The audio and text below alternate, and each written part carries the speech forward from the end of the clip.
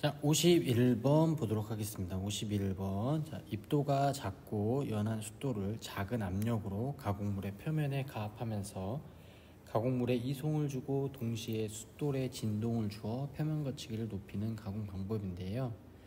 자, 여기서 이제 핵심 키워드를 좀 암기하셔야 될 필요가 있는데, 우리가 이제 여기 보시면 이겁니다. 자, 이송을 주고 그 다음에 동시에 숫돌에 진동을 주어 표면 거치기를 높이는 방법은, 자, 일단 정답은 우리가 이제 슈퍼 피니싱입니다. 그래서 여러분들 이거 이제 핵심 키워드를 좀 암기하셔야 돼. 핵심 키워드. 자, 이송 플러스 동시에 이제 진동을 준다라는 게 핵심 키워드입니다.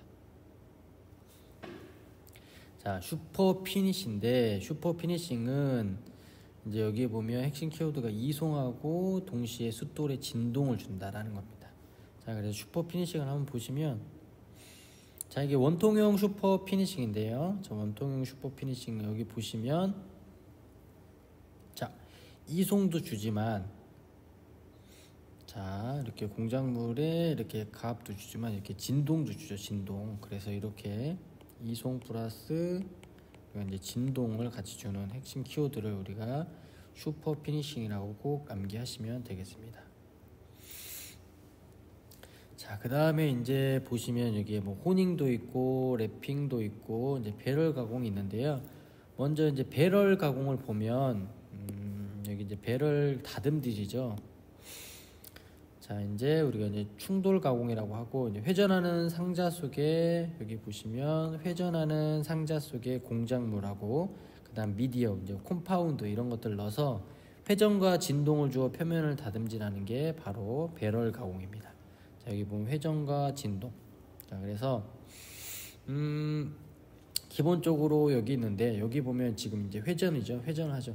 여기에 공작물도 넣고 그 다음에 뭐 컴파운드도 넣고 그 다음 미디어 이런 것도 넣어서 같이 회전시키면서 공작물을 가공하는 것을 우리가 배럴 가공이라고 보시면 되겠습니다. 자, 그 다음에 이제 호닝이 있는데요. 호닝. 자, 호닝은 이제 혼이라는 걸 씁니다. 혼을 써서 이제 회전 및 직선 왕복 운동시켜서 원통의 내면에 이제 표면 거칠기를 향상시키는 방법인데요. 그림을 한번 보시면, 자, 얘가 혼입니다. 얘가 이 전체 뭐라 그럴까, 여기 들어가 있는 것을 우리가 이제 혼이라고 하는데, 혼에는 이렇게 숫돌이 붙어 있어요. 숫돌 이렇게 혼에는 이런 숫돌이 이렇게 붙어 있는데, 자, 얘 자체를 이제 혼이라고 하는데, 이 혼이 이렇게 왕복 운동도 하지만 이렇게 회전 운동도 합니다. 회전 운동. 그래서 이건 자, 그래서 여기 보시면, 자, 이렇게 안찌름을 정밀하게 진직도 및 뭐 이런 거 맞추는 것들, 표면 거치를 좋게 하는 것을 호닝이라고 합니다. 호닝. 그래서 호닝. 자, 그래서 회전 운동하고 직선 운동, 여기 보면 이렇게 회전 운동도 하지만 얘가 이렇게 혼이 왔다 갔다 하는 직선 운동도 같이 하게 되죠. 이것을 호닝이라고 합니다. 자, 그 다음에 이제 랩핑이 있는데요. 랩핑은 이제 가공물하고 랩 사이에 이제 랩재를 넣어가지고 압력을 가하면서 가공하는 건데요. 자, 어디에 있을까? 자, 뭐 간단하게 개념을 보시면 랩핑의 원리는 이겁니다.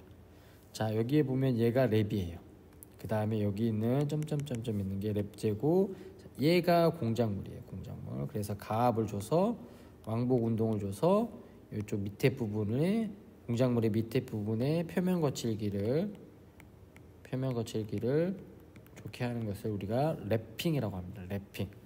그래서 이제 뭐 얘는 이제 랩재, 이제 뭐 랩핑 액을 안 쓰는 건식 랩핑이 있고, 그 다음에 랩핑 액을 쓰는 뭐 습식 랩핑이 있는데, 뭐 개념만 이번 문제에서는 알고 가시면 될 것 같습니다. 자, 그래서 다시 한번 말씀드리지만 여러분들이 일일이 문제를 다 알고 풀 수 없으니까 핵심 키워드만 좀 알고 암기하시면 문제 맞추기 쉬워요. 자, 이송하고 동시에 숫돌에 진동을 준다. 여기서 중요한 건 진동입니다. 우리가 진동을 주면서 표면 거치기를 높이는 것은 슈퍼 피니싱 밖에 없습니다. 그래서 정답은 슈퍼 피니싱이 되겠습니다. 자, 52번 보겠습니다. 연성 재료를 절삭할 때 유동형 칩이 발생하는 조건으로 가장 알맞은 것은, 여기서 이제 핵심 키워드는 연성 재료예요. 연성 재료. 자, 연성 재료를 절삭할 때 가장 우리가 이제 칩의 종류가 4가지가 있는데 가장 좋은 칩이 이제 우리의 유동형 칩이거든요. 자, 먼저 우리가 이제 칩의 종류만 간단히 좀 보시면, 자, 첫 번째로 가장 좋은 게 유동형 칩. 그 다음에 이제 전단형 칩. 그 다음에 이제 열단형 칩. 자, 그 다음에 이제 이런 뭐 4가지가 있는데, 칩은 나중에 문제에서 다룰 건데요. 여러분들이 가장 이제 좋은 칩이 이제 유동형 칩입니다. 절삭을 잘했을 때, 절삭에 이제 절삭류도 쓰고 그 다음에 알맞은 절삭 조건으로 가공했을 때 가장 좋은 칩이 바로 유동형 칩입니다. 자, 근데 이런 유동형 칩이 발생하기 위해서는 조건들이 있는데요. 그 조건으로 지금은 이제 알맞은 거예요. 알맞은 거, 옳은 거. 그래서 자, 보시면 일단 정답은 1번이겠습니다. 자, 절삭 깊이가 작으며 속도가 빠를 때, 이때는 유동형 칩이 나오는 조건입니다. 그 다음에 이제 틀린 것들을 보면, 저속 절삭의 절삭 깊이가 클 때가 아니다. 저속이 아니라 이제 여기는 이제 고속이겠죠. 절삭 속도 고속이고 절삭 깊이가 이제 작을 때, 이럴 때 유동형 칩이 나옵니다. 그 다음에 3번에 보시면, 점성이 큰 가공물에 경사각이 작은 공구로 가공할 때가 아니라 경사각이 크게 해야 돼요. 크게. 그 다음에 주철과 같이 매진 재료를 저속 절삭할 때는 다른 칩이 나오게 돼 있습니다. 그래서 여러분의 문제에 좀 많이 나오는 게 유동형 칩이 가장 좋은 조건일 때 나오는 거니까 유동형 칩의 발생 조건을 꼭 암기하시는 게 좋습니다. 자, 일단 이런 연성 재료를 가공할 때 유동형 칩이 나옵니다.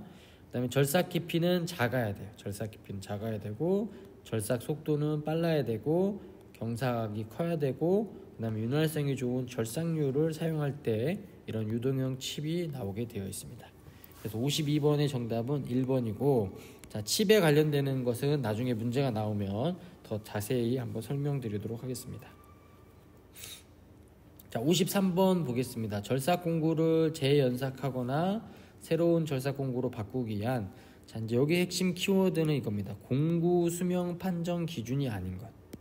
자, 공구 수명을 판정하는 기준이 있습니다. 이 기준이 있는데, 여기서 중요한 건 핵심 키워드는 공구 수명 판정 기준이에요. 그래서 쭉 보시면 판정 기준하는 게 있는데, 자, 일단 4번 정답은, 자, 주철과 같은 매진 재료를 저속으로 절삭했을 시 균열형 칩이 발생할 때가 있는데, 이거는 공구 수명 판정 기준이 아니라 이제 균열형 칩이 나오는 조건이에요. 균열형 칩. 자, 균열형 칩이 나오는 조건인데 이거는 판정 기준이 아니죠. 그래서 해설해 보시면 공구 수명을 판정하는 기준이 있어요. 아, 이 공구는 이제 더 이상 안 되겠구나 하는 판정 기준이 있어요. 공구 수명을 판정하는 기준. 그래서 이것도 다 외우지 마시고 핵심 단어만 조금 알고 계시면 될 것 같아요. 자, 일단 이런 현상이 나오면 공구 수명이 어느 정도 됐구나라고 알고 계시면 돼요. 자, 일단 보시면 가공면에 광택이 있는 색조 또는 반점이 생길 때, 자, 여기서 중요한 게 이제 광택이죠. 자, 광택, 색조, 반점, 이게 핵심 키워드예요.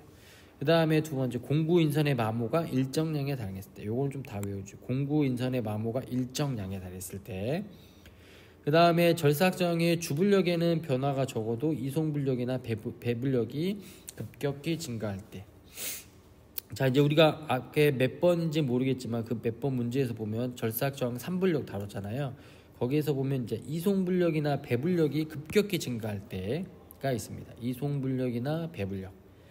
그 다음에 치수의 변화량이 일정량에 달했을 때. 그 다음에 절삭정이 이제 주불력이 일정량이 증가할 때가 우리가 공구 수명을 판정할 때의 기준입니다. 그래서 핵심 키워드만 조금 암기해 놓으시면 되겠습니다. 그래서 여기 보시면 핵심 키워드 보면 광택, 색조, 반점, 이건 맞구나. 그 다음에 인선의 마모가 일정량에 도달했을 때, 완성 치수의 변화량이 일정량에 도달했을 때, 이런 것들이 있으니까 해설의 공구 수명 판정 기준을 키워드적으로 암기하시면 되겠습니다. 자, 그래서 53번의 정답은 4번이 되겠습니다. 자, 54번 보겠습니다. 자, 일반 드릴에 대한 설명으로 틀린 것입니다. 드릴. 자, 드릴인데요. 자, 드릴인데, 자, 4번에 보시면, 자, 드릴의 지름이 13mm 이상인 것은 고든 자루형 형태이다 라고 되어 있는데, 자, 이제 드릴의 지름이에요. 드릴의 지름이 13mm가 이하일 때는 고든 자루지만, 이제 13mm 이상일 때는 우리가 테이퍼진 자루로 이제 드릴을 만들거든요. 그래서 우리가 여기 보시면 이제 드릴이 이렇게 있어요. 드릴 슬리브가 이렇게 있는데, 여기 보면은 이제 우리가 여기 보면 모스 테이퍼가 이렇게 돼 있거든요. 테이퍼가. 그래서 드릴이 13mm 이하인 거는 이제 테이퍼가 없고 고든 자루가 되겠고, 자, 이제 13mm 이상일 때는 이제 이렇게 모스 테이퍼를 줍니다. 테이퍼를 줘서 이제 드릴이 이렇게 있는데, 그런 것들을 한번 보시면 되겠습니다.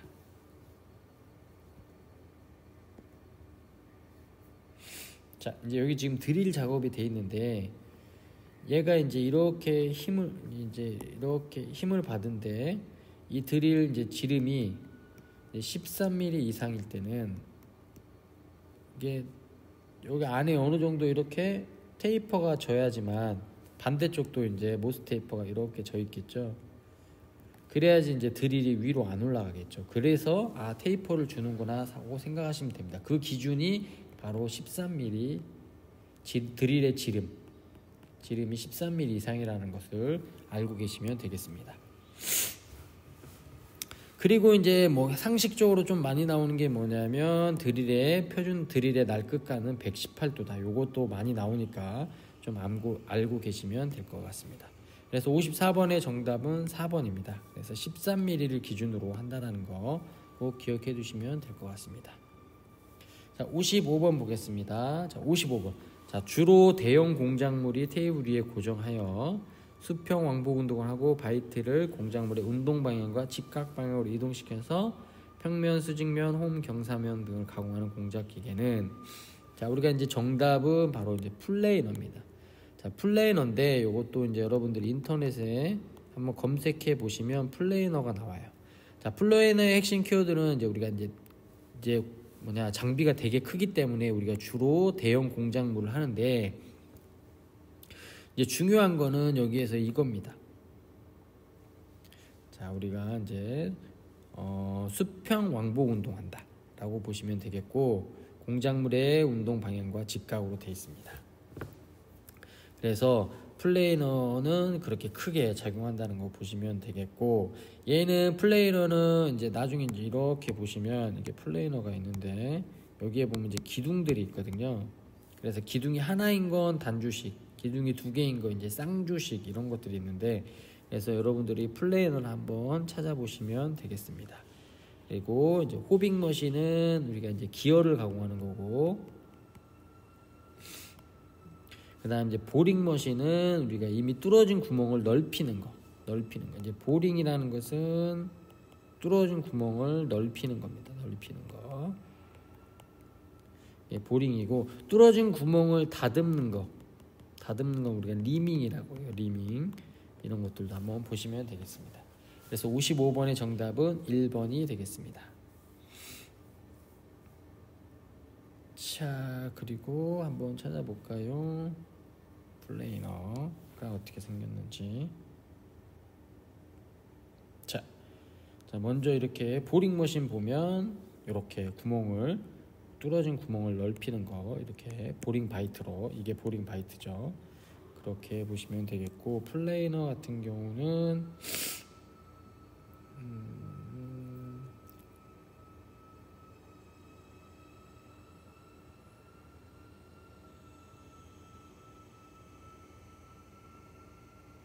자, 한번 책이 없어서 한번 보시면 되겠고, 그러면 자 56번 보겠습니다. 다음 중 CNC 공작기계 사용 시 비경제적인 작업.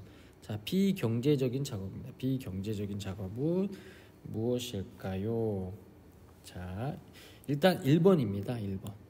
작업이 단순하고 수량이 1개에서 2개의 수리용 부품은 이제 CNC에 쓰는 게 아니죠. CNC는 이제 아무래도 대량 생산에 많이 쓰이는 거고, 방금처럼 작업이 단순하고 수량이 1~2개인 부품은 이제 우리가 이제 범용 쪽으로 사용을 하죠. 범용 공작기계. 그래서 작업이 단순하고 수량이 1~2개 수리 후 CNC 공작기를 사용하면 비경제적이고 범용 공작기계를 이용한다. 자, CNC가 되게 비싸요, 여러분들 장비가. 그런데 이렇게 단순하고 수량이 1개, 2개 수리용 부품을 사용하는 것은 비경제적이죠. 그래서 이거는 이제 범용 공작기계로 사용하면 되고, 나머지들은 이제 한번 보시면 되겠습니다.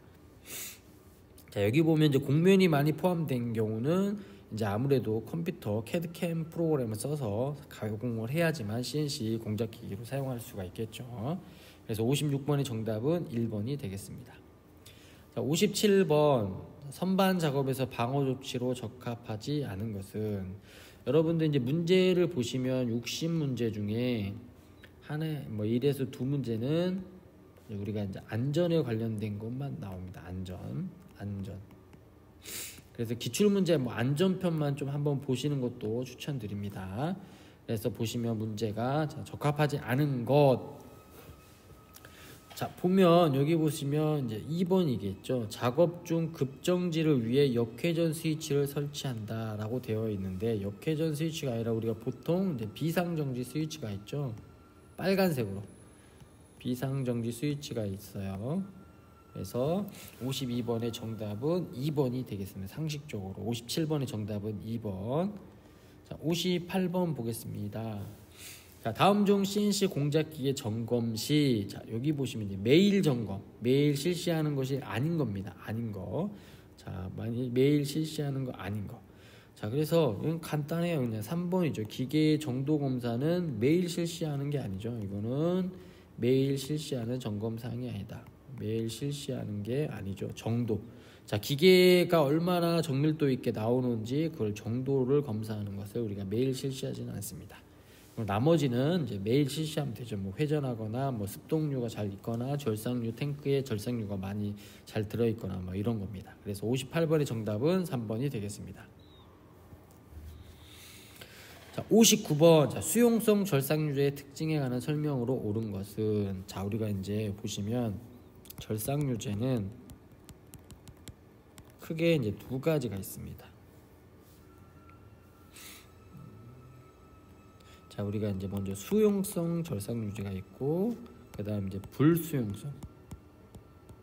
자, 쉽게 말씀드리면 우리가 얘는 원액에다가, 절삭유 원액에다가 물을 탄 거고, 얘는 물을 안 탄 거. 자, 물을 안 탄 거. 우리가 그래서 수용성 절삭유는 물을 타니까 냉각성이 좋겠구나. 그 다음에 뭐 이런 것들을 한번 참고로 보시면 돼요. 그래서 먼저 한번 보시면, 자, 수용성 절삭유. 자, 다량의 물을 포함하기 때문에, 자, 물을 섞기 때문에 첫째로 이제 냉각 효과가 좋습니다. 냉각 효과가 좋으니까 두 번째 어디에 쓰이냐면 고속 절삭 연상용 등에 쓰입니다. 그리고 물을 타기 때문에 점성이 낮아요. 점성이 찐득찐득하지 않죠. 물을 타니까. 그래서 비열이 높아. 비열이 높으며, 그래서 다섯 번째 냉각 작용이 우수합니다. 그래서 이제 여러분들 수용성은 상식적으로 꼭 알아요. 수용성이니까 물을 탄다라고 보시면 되고, 그래서 물을 포함하기 때문에 이제 냉각 효과가 크다. 냉각 효과가 크다. 이렇게 꼭 암기하세요. 냉각 효과가 크니까 고속 절삭에 사용된다. 그 다음에 물을 타니까 이제 점성이 낮다. 그 다음에 점성이 낮으니까 이제 비열이 높아요. 비열. 그래서 이제 냉각 작용도 우수하게 되어 있습니다. 이게 이제 수용성 절삭유의 특징이에요. 특징. 상식적으로 물을 타는 게 수용성 절삭유구나, 수용성이니까. 그럼 물 타면 냉각 효과가 커지겠네. 냉각 효과가 커지니까 고속 절삭에 사용되네. 점성은 낮네, 물 타니까. 그 다음에 비열은 높아. 이렇게 기억하시면 되겠습니다. 자, 그래서 59번 보면 설명으로 옳은 거예요. 자, 수용성 절삭유제 설명으로 옳은 거. 자, 그래서 정답은 3번이 되겠습니다. 자, 점성이 낮고 비열이 커서 냉각 효과가 크다. 이게 이제 3번이 되겠죠. 자, 여기 보시면 이제 틀린 게 냉각성이 적다. 적지 않죠, 물 타니까. 그리고 이것도 틀렸어요. 경절삭육이 아니라 고속절삭에 사용되는 거고. 자, 여기도 보면 냉각성이 떨어진다라고 되어 있고, 자, 그 다음에 괌 위에 비눗물을 첨가하여 사용하면 비교적 냉각 효과가 크다라고 되어 있는데, 자, 이건 틀렸고, 그래서 정답은 3번이 됩니다. 점성이 낮고 비열이 커서 냉각 효과가 크다라고 보시면 되겠습니다. 자, 마지막 60번 보겠습니다. 자, 한 대의 컴퓨터에서 여러 대의 CNC 공작 기계의 데이터를 분배하여 전송하면서 동시에 직접 제어와 운전하는 방식은 무엇이냐? 자, 일단 이렇게 보시면 되겠어요. 컴퓨터가 중앙에 하나가 있습니다. 중앙 컴퓨터. 그 다음에 여기에는 이제 CNC 선반이 있고, 자, 이쪽에도 이제 CNC 선반 있고, 이쪽에 이제 예를 들어 머시닝 센터, 여기도 이제 머시닝 센터가 있습니다. 자, 근데 중앙에 있는 한 대의 컴퓨터로 이렇게 RS232 뭐 케이블이라든지 아니면 요즘은 뭐 인터넷 케이블이라든지 이런 걸 연결해 가지고 한 대의 컴퓨터에서 이렇게 여러 대의 CNC 공작 기계를 제어하는 것을 직접 제어하죠. 직접 제어하는 것을 우리가 DNC라고 합니다. 다이렉트 NC 이렇게 해가지고 DNC라고 합니다. 그래서 여러분들이 꼭 기억해 주세요. DNC. 자, 다이렉트가 아니죠. 자, CAD/CAM 시스템과 CNC 기계를 근거리 통신망. 자, 옛날에는 RS232 케이블인데 요즘에는 이제 랜 케이블을 이용하죠. 한 대의 컴퓨터에서 여러 대의 CNC 공작 기계의 데이터를 분배함으로써 동시에 운전할 수 있는 방식을 우리가 이제 DNC라고 합니다. 그래서 60번의 정답은 1번이고요. 참고적으로 이제 FMS, Flexible Manufacturing 시스템에서 유연 생산 시스템도 좀 기억해 놓으시면 되겠습니다. 그리고 FA는 이제 팩토리 오토메이트에서 공장 자동화. 그다음에 이제 CAM은 여러분들 다 아실 것 같고. 그래서 60번의 정답은 1번 DNC가 되겠습니다.